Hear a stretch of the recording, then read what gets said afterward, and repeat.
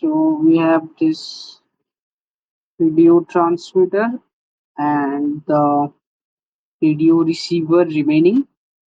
So I'll quickly connect them also.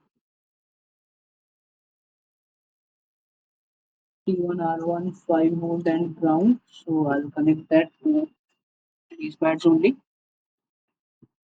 And if I rotate this like this, easier for me. With the I'll start with the T1, this one, this pad. So this will go to the R1 or I'll say RX of the receiver. So you can see we have this receiver and you can see we have this wiring where RX is loaded it. You can see right now the RX is the white wire, then TX is the green, and then we have 5 volt thread, and the ground is the black. So I'll connect the white one with the TX pad of this side controller.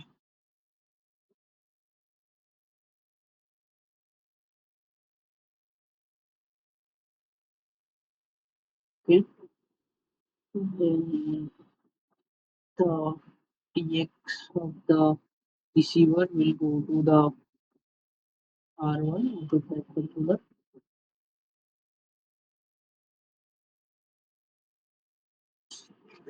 Just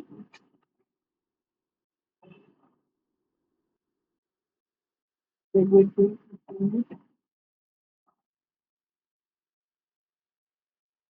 Okay, fine. Clean the tape a bit. Some shoulder into the tape. Okay, and then connect the 5 volt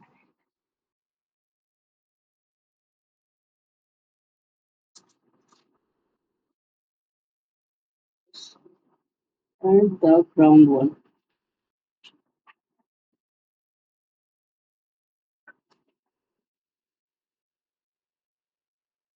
Yeah, so these are connected. As you can see, so this one's okay. So you can see there is no short here. It means this is good.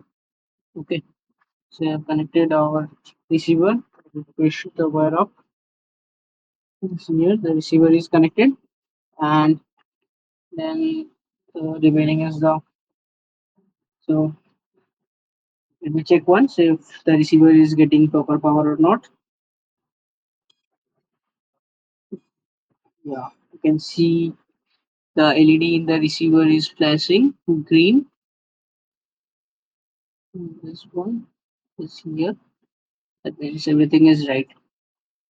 So next, I'll just connect the video transmitter